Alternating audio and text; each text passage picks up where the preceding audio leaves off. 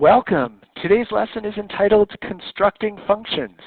This is a fairly complicated lesson in that it requires us to interpret word problems and then translate those word problems into some mathematical functions.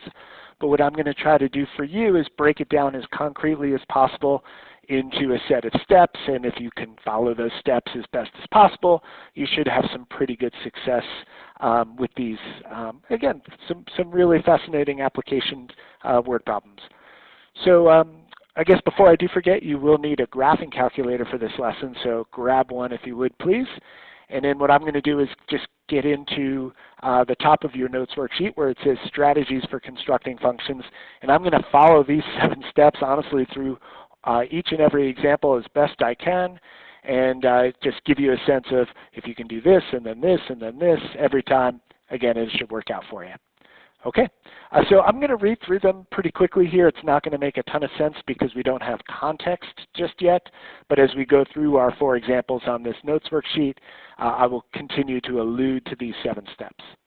All right, so just making sure everybody is with me here. Strategies, here we go. Number 1, draw a labeled diagram if necessary. Number 2, write the function notation in the answer blank so you know what you need an equation for. Number 3, write an equation for the dependent variable of your function, and don't worry about it being a function in a single variable just yet. Number 4, circle the variable that needs to be replaced. Number 5, write a second equation and solve for the variable from step 4 that needs to be replaced. Number 6, use substitution in order to write a function in terms of a single variable, and that's our goal, is that step 6. That's what constructing functions is all about, writing a function in terms of a single variable. And then step 7, simplify the function if necessary and utilize it according to the problem. Typically, and we'll talk a lot about this, this means we're going to try to optimize the function.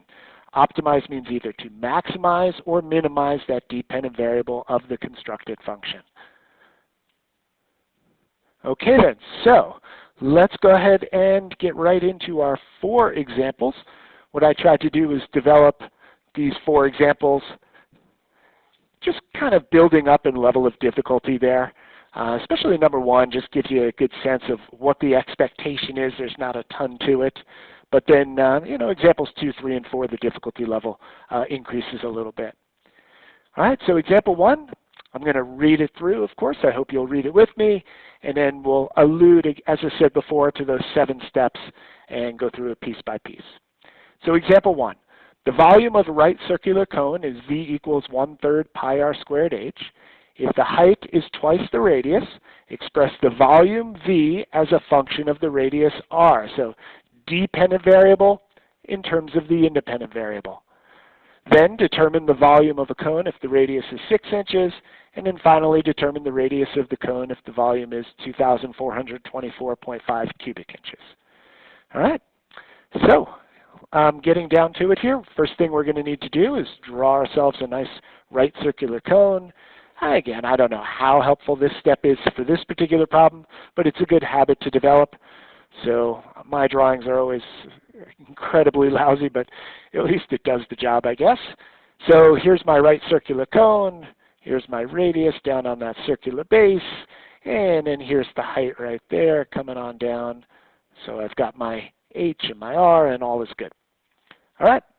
So that's step 1, just getting a sense of what the visual will be for this problem. Step 2 deals with let's just write what we're trying to find. So I see it right here, everybody, and I'm going to read this again. Express the volume as a function of radius, dependent in terms of independent. And so for me, what that means, and I'm going to do it right in the answer blank, volume as a function of radius. So V of r, that's going to be our goal. And what that means is on this side of the equation is just our expression dealing with r. No other variables. That's what it means to be a single variable function. Okay, so we've got our function notation ready, so we have an idea of what we're going to do. Now, I think step 3, and I'm going to just go back to it briefly just so I can read it. Write an equation for the dependent variable of your function. Perfect. So our dependent variable was the volume of the cone. So what I'm going to do is just off to the side here is I'm thinking to myself, what equation can I write in any capacity for the volume of this cone? Well, it just so happens, if you notice in this particular problem, there it is. There is an equation for the volume of this cone. So I write it right here, 1/3 pi r squared h. And that's good. I'm happy. I've got that down. Notice what we're trying to find, volume as a function of r. Notice what I have, volume as a function of the radius and the height. And that's the problem right there. So that's what we're going to deal with. And so I'm going to go back to my steps for a moment. And so we did 1, we did 2, and we did 3.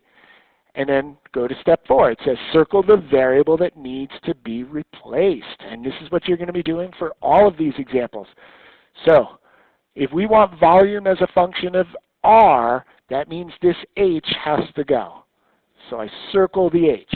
That's what needs to be replaced. That is step 4 in a nutshell. The variable that does not belong in your final answer, we circle. Okay.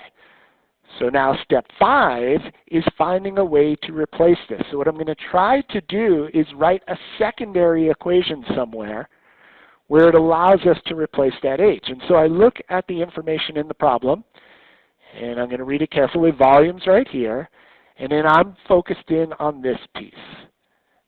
And that's where the interpretation and translation comes into play, everybody.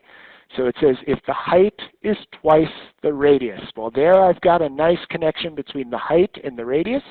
And in fact, if I read that correctly, height is h, is means equals, twice just means 2 times, so 2 times the radius. So h is equal to 2r. Everyone kind of see that piece? And that was step 5, I believe. Let me come back to this for a sec. Write a second equation, and that's what we did, h equals 2r, and solve for the variable from step 4 that needs to be replaced. That's an important point. So if you notice, h needed to be replaced, and so that means I needed to solve for h in this equation right here, which I did. There it is, h equals. And so I get a little dramatic with this stuff, and I circle and draw arrows. So what we're going to do is circle that 2r, and it is going to replace the h in this equation over here. And notice what happens when I do that. So I get v equals 1/3 times pi times r squared. And instead of writing h, and you've done a lot of substitution before, I replace that with the 2r. And if you notice, have I created a function for volume just in terms of a single variable? Absolutely. The only variable that's on this side of the equation is r. And that was my goal. If you notice, that's why I wrote this right here. V in terms of what variable? R. Okay, so we're going to play a little cleanup here. This is just all multiplication, and of course, guys, we know multiplication, order doesn't matter. So it's 1/3 times pi times r squared times 2 times r. Well, I'm just going to multiply the constants. So 2 times 1/3 happens to be 2/3 times the pi. And then I have r squared here times r to the first there. And so r cubed. And if you notice, nice simplified version of that. This is correct. This just happens to be better. So v equals 2/3 pi r cubed.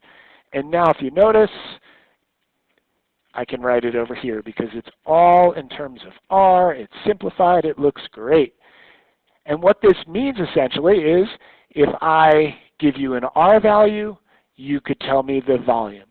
If I give you a volume value, you could tell me the radius. And that's, I guess, the secondary parts to this particular problem. And so we will grab our graphing calculator for this. And so it says determine the volume of a cone if the radius is 6 inches. All right. So I'm going to bring up my graphing calculator here, turn it on, and so I'm just going to plug 2/3 times pi And where's that? There we go. Times 6 cubed. And that's awesome. Look at that. So what we have here at this stage is with an input of 6, the outputs, let me catch that again, turned out to be 452.39. And let's see, cubic inches, right? Given an input, you should be able to tell me what the output is. Awesome. So let's do the last piece before moving on to example 2. Finally, determine the radius of the cone if the volume is 2424.5. And so I'm going to have to write this down, 2424.5 equals 2/3 pi r cubed. And I'm just going to quickly clean that up a little bit. There we go. All right, and so, just some basic algebra here. I'm going to just verbalize this and then use it on the calculator. But it looks like I'll have to divide by 2/3. Looks like I'll have to divide by the pi. And then I'll cube root in order to undo that cube right there. So if I can remember those steps along the way. So I've got 24.5. Divide by 2/3. We do have to be a little careful on the calculator. So I'm going to do it like that. Remember, dividing by 2/3 is the same as multiplying by 3/2. So you could have certainly done that there. And so I get that. So divided by the 2/3. And I'm going to take that answer and divide it by pi. There we go. And lastly, what I'm going to do is cube root that answer. So cube root second and don't need the second yet, sorry. There we go, under the math menu. And just the cube root, that was the number 4, cube root of that answer. And it looks like about 10.5. Awesome. So again, just some relatively basic algebra in order to solve for the input of the function. Okay, so went through 6 of the 7 steps. We didn't really maximize or minimize here, but that's definitely coming our way. So let's go right into example 2. Kind of an obscure algebraic one, but I like this one. This is kind of brings up some good stuff algebraically, and we'll see what happens with it. Okay, so example 2. We've got a point xy. So in ordered pair, x comma y is a point on the graph of y equals square root of x. So a nice little function right there. And express the distance from this particular point to the point 1 comma 0 as a function of x. All right, so now we've got our goal. Then determine the minimum distance. All right, so here's where the optimization will come into play. We're going to minimize this function between the 2 points. And guys, anytime I'm going to ask you to optimize a function, I will give you the graphing calculator window just so you don't have to stress about that. So we'll get to that at the end. All right, so let me draw what's going on here for you and kind of outline the piece. So where it says graph on your notes worksheet, just go ahead and do a coordinate plane. And in this particular case, we can just go with the first quadrant because if I graph this function right here, it is just only in the first quadrant. So if I graph y equals square root of x, it looks like that, give or take. And I'm going to actually label that. So y equals square root of x. That looks good. And actually, it's funny now that I look at, we do want to draw first. I'm sorry. I just wanted to go over the steps in detail and sequentially. So step 1 was to draw, so that's what we're doing. Okay, and then I'll get into step 2 when I get a chance. So there's our function. And then it says express the distance from a point on this function to the point 1 comma 0. So what I'm going to do is find that point right there, 1 comma 0, and put that in. You guys do that as well. And so the idea behind this is we're expressing the distance between any point on this function and this fixed point on the coordinate plane. So what that means essentially is you can just draw an arbitrary line segment to the graph of the function. That's what we're looking for, the distance between this fixed point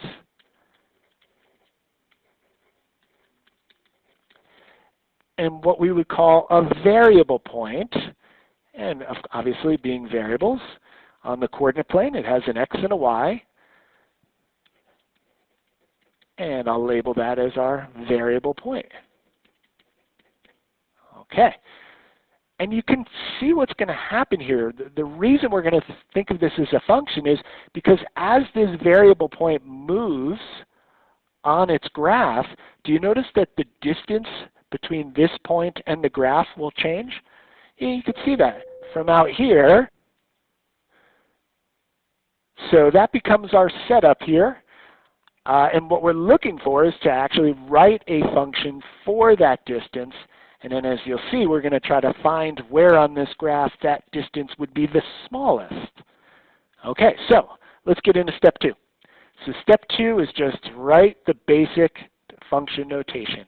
And it says express the distance d, so there's our dependent variable right there, as a function of x, which will be our independent variable right there. So d of x. That's what you just want to get on the board there.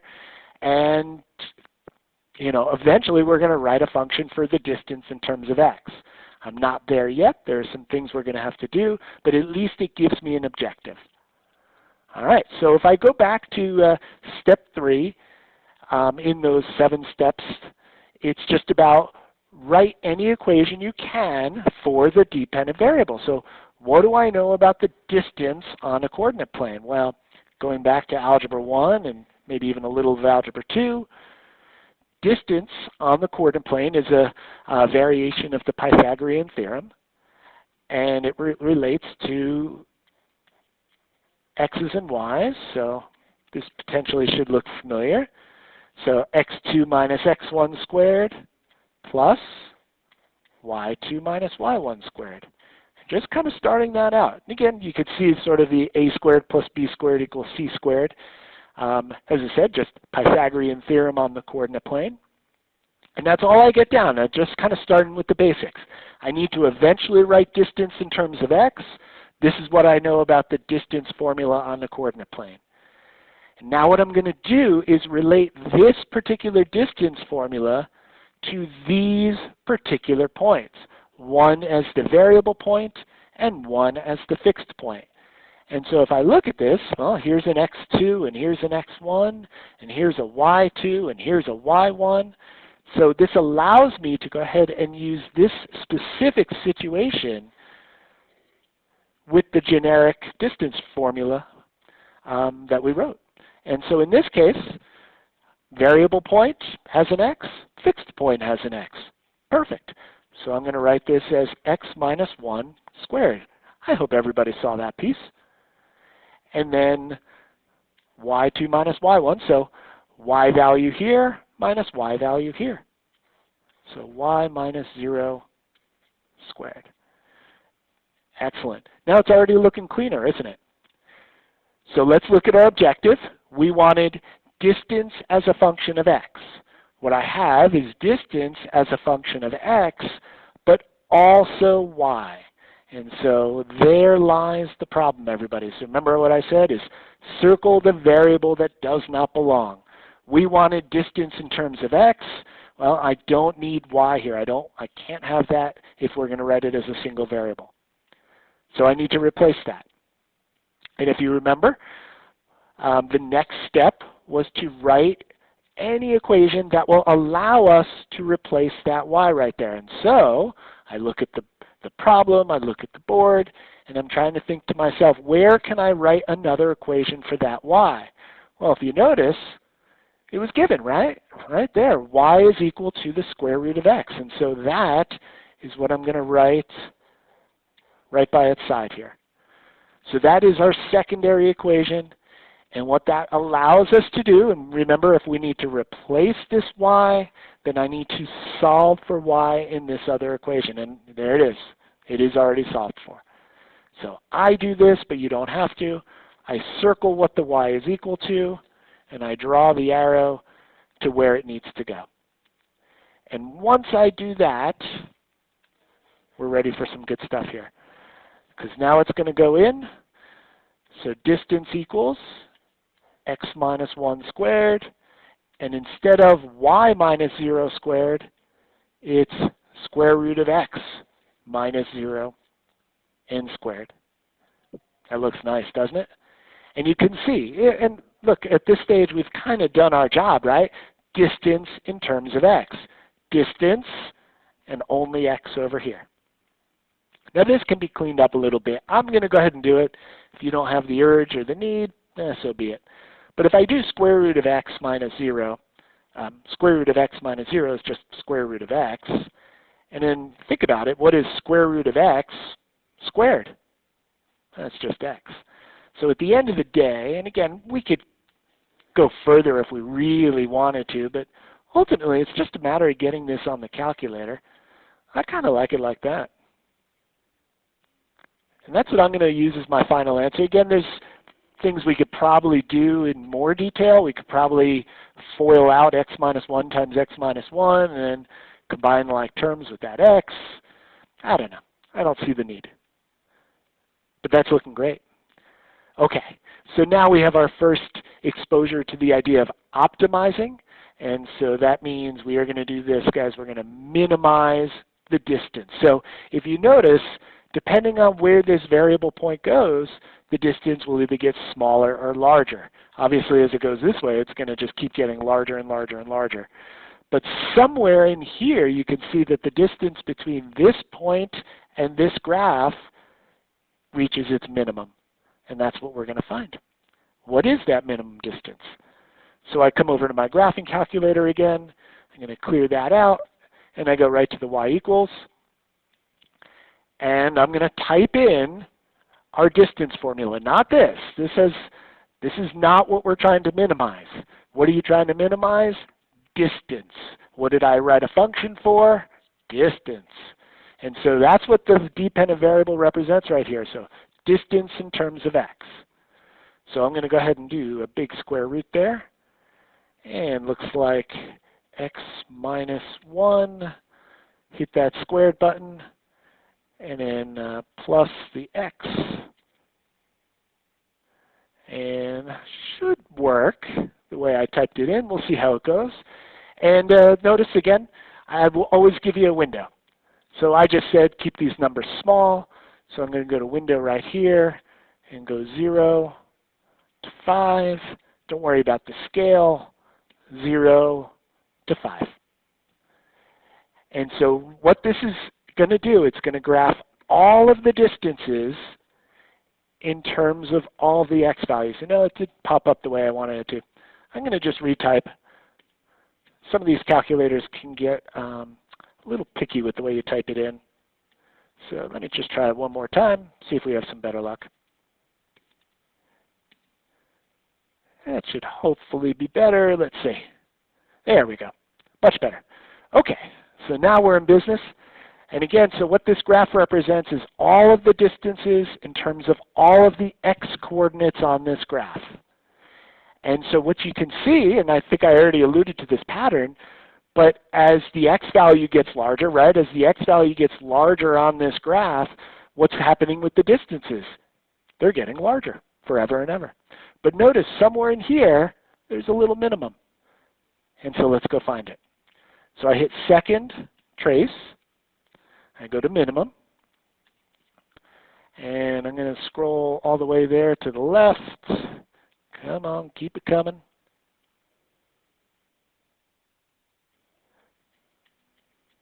Okay, looks like I'm to the left of it. And then scroll to the right. Good. And don't worry about guessing, just hit it one more time. And so look what comes up. So this is the minimum distance. That's what I want to be clear about, because that's what this is a function for the distance. So this is the smallest distance possible when the x coordinate on the graph was 0.5. Okay, so minimum distance, I'm going to just write it right here.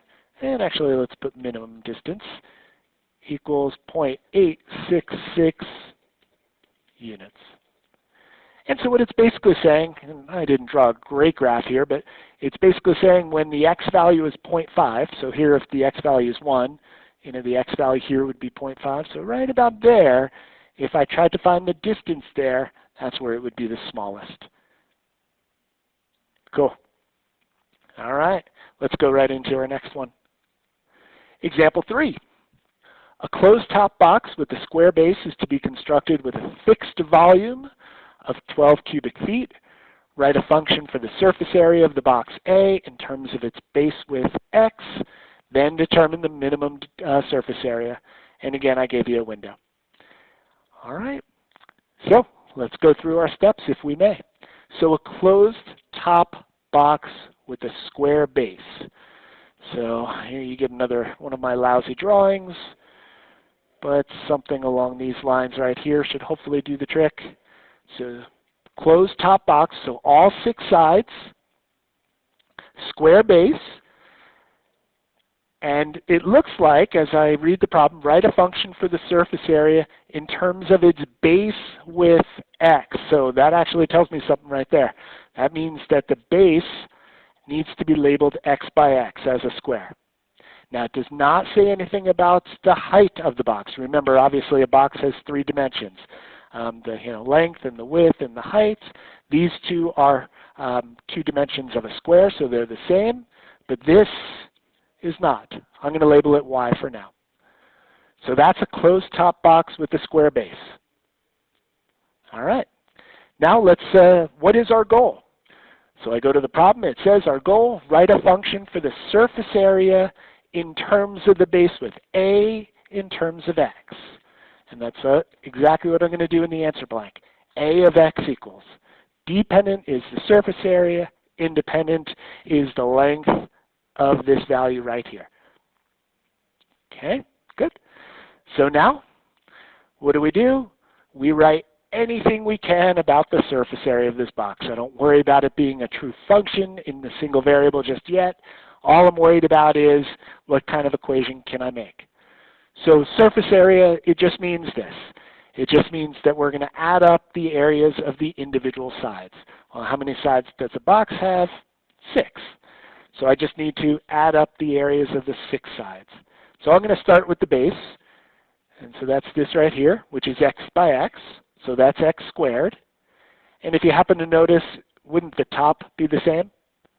So the top and bottom both have areas of x squared. So what I have, everybody, is 2x squared. So that's 2 of the 6 sides taken care of. Bottom, top. Now let's do the 4 sides. And so I'm going to start with the front. And if I look at this front right here, obviously it's just a rectangle, so it's length by width. So the length is x, and the width is y. So I'm hoping that you would agree that the area of that front side is xy. And in the right over here, that area is xy. And in the back, that's xy. And in the left, that's xy. So it looks like all 4 sides have the same area. They're all xy. Okay, that's very nice. So notice what we have, area in terms of x and y. Notice what we need, area in terms of x. Okay, so what we need to do is we need to replace this y. That's the odd man out. It's got to go. So what I need, everybody, is a secondary equation like we've been talking about. And typically what we do when we need the secondary equation is we go to our fixed quantity. And so the fixed quantity happens to be the volume here. And the fixed quantity is 12 cubic feet. So what does that mean exactly? What is that 12 cubic feet equivalent to? Well, that 12 cubic feet is equivalent to the volume of a box. And we know, of course, how to get the volume of a box. The volume of a box is length times the width times the height. And so what that means for our purposes here is x times y. And so if I think about that, I'm going to write that out and then simplify it a little bit here. But that's it. Volume equals length times width times height. I don't know if that's necessary for you, but there it is. Cool. Now, again, I'm up for simplifying here. So 12 equals x times x, which is just x squared. So x squared y. All right, so what we have is an equation for this dependent variable, but we need to replace that y right there. And this is the mantra I'll repeat for it all the time. If we need to replace that y, then we need to solve for the y in the other equation. One more time. If we need to replace that y, then we need to solve for the y in the other equation. And so how do we get this y by itself? I'm going to divide both sides by x squared. And so if I divide by x squared, I get that. And again, I do this, guys, but now that I know that that's what y is equal to, I take that expression, I circle it, and I draw the arrow right there because that's where it needs to go. Notice that's what y is, and so that's why it can replace the y right there. And so now, let's see if we can do this relatively cleanly. If I rewrite my initial equation, instead of y, I'm going to write it as 12 over x squared. And then we're in good shape, everybody. Notice I've done my job. I mean, theoretically, I don't need to do much with this area, only in terms of x. I'm going to clean it up just a little bit. So I've got 2x squared. And if I just think of it, this is almost like a 4x over 1. Not that that matters. You don't have to write that down. But multiplying fractions, I just multiply across. So 4 times x times 12, that's 48x. And then on the bottom, I get x squared. So this x and one of these x's would cancel. And again, if you're curious about this algebra and unsure, but that's how it would simplify. And again, I could probably go a little further, put these together in maybe one fraction, but I don't know. I don't really see a need there. Because all our job is to get it in the graphing calculator. Okay. So we wrote our function, area in terms of x. Now we go to the optimization piece, and we are going to minimize the surface area. And think about it is, we need to get 12 cubic inches inside this box.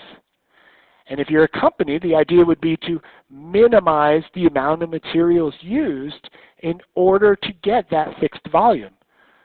So obviously this has a ton of application in that we want to use the fewest resources possible.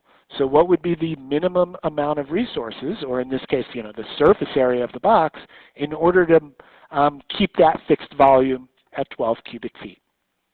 So I go to my graphing calculator, I bring it up, go to the y equals everybody, and I'm going to write 2x squared plus 48 divided by x. Again, I will give you the window to help you. So 0 to 10 on the x, and 0 to 100 on the y's.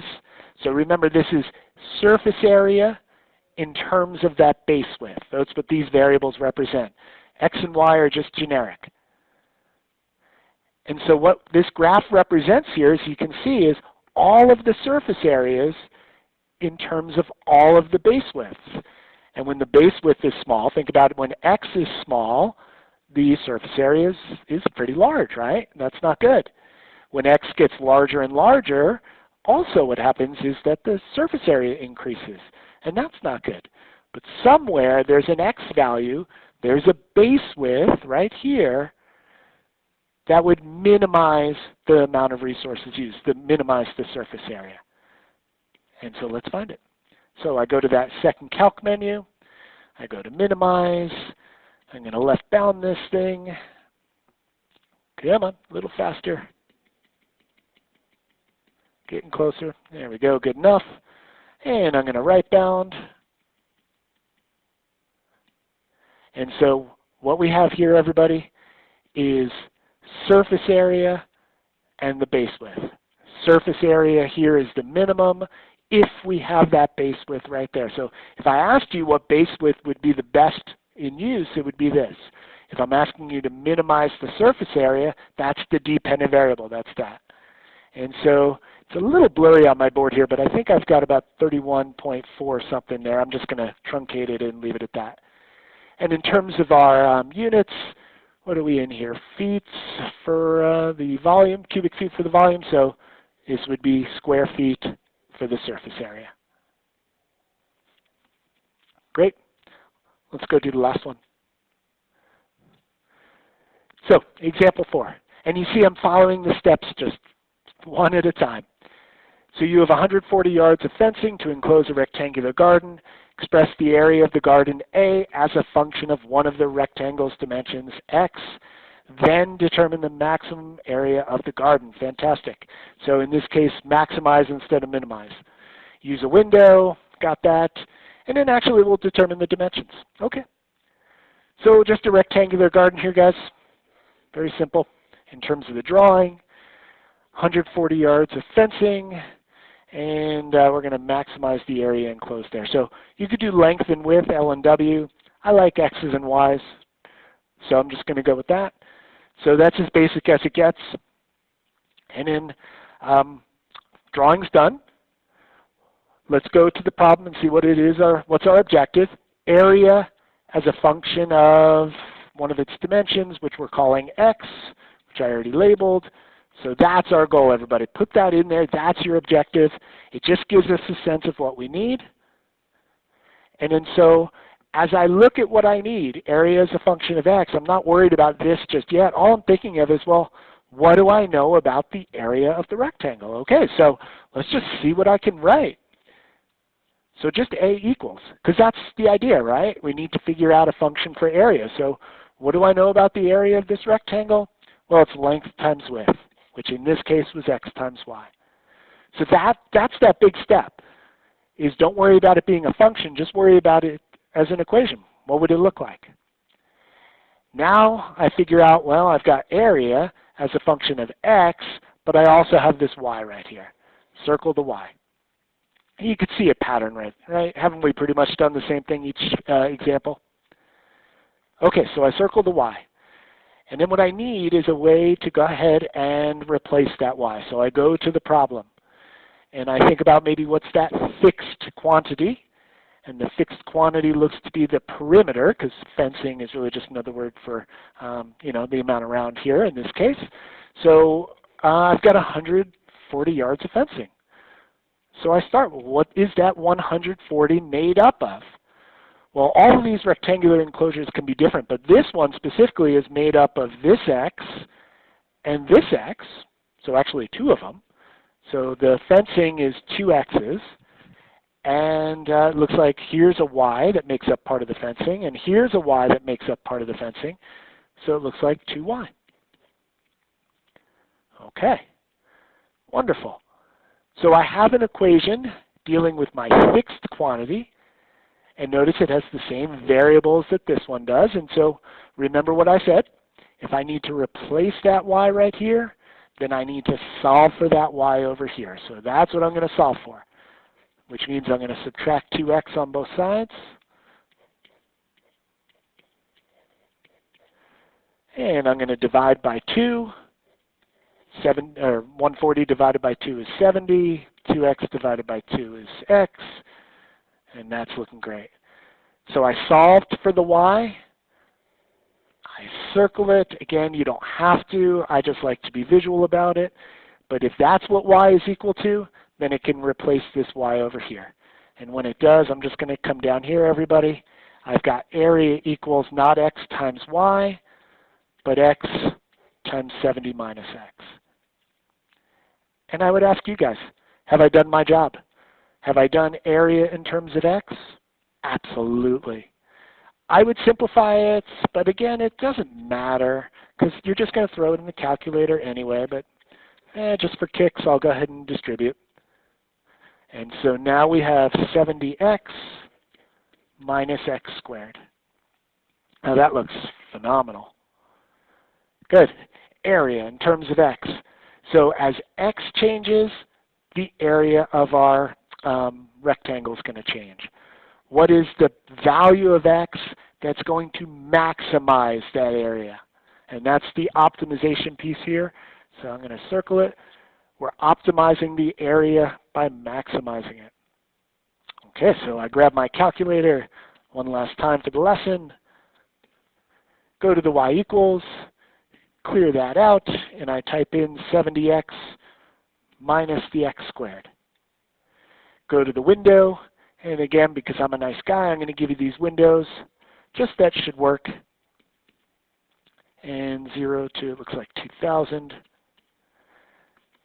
So given the window, now it's going to graph all of the areas in terms of all of the x values right here, and that's this dimension on the rectangle. And you can see, as x is small, well, the area is small. As x gets larger, well, the area gets larger. But there's a spot where the x value creates the best area possible. And think about that, you have a specific amount of fencing, you only have this amount of fencing, but you want to optimize the amount of space of your rectangular garden. So under this limitation, what would be the best way to construct it in order to optimize the area? So I go to Second and Calc. I maximize instead of minimize, so number 4. And let's see, hopefully it'll scroll on over. There we go. Come on, keep going, keep going. So left bound and right bound. And don't worry about guessing, I hit enter. And that looks great. So what it's basically saying is if you have an x value of 35 yards, so if one of the dimensions is 35 yards, then the best area that you can create is 1,225 square yards. So what is the maximum area? 1,225 yards squared. Awesome. So what that means right here, and I'm going to put this in, just kind of thought about it. So that's the best area you can create. Again, there are an infinite number of areas based on an infinite number of x values. But this is the best area that we can create. And that is when x was 35 yards. Okay, so if you notice there was one last piece. It did say, finally, determine the dimensions that produce that best area. So I've got the best area. I know one of the dimensions is 35 yards. The question is, what's the other one? And there are a couple ways to solve for that other dimension, but I think of it as just, I've got x, I need y. Well, here's a great little spot right here, right? If x is 35, then I know 70 minus 35 would give me the other dimension. Again, there's another way to do it too, but ultimately, you've got a 35 by 35 yard construction. Now I know what you're saying. Hey, obviously I knew it was going to be a square from the very beginning. Couldn't I have just figured out what the dimensions would be as a square and go from there? In this case, yes. But what you will see, and there are some great variations here, but what you're going to see is different variations of the fencing will not produce a square as the best area. So go through the math because you're going to see it. The more complex the enclosure is, the less likely it is to be a perfect square. All right, guys, I'm going to wrap it up right there. Some great applications. So go through the practice problems, go through the challenge problems as well, and let me know what questions you do have. Thank you.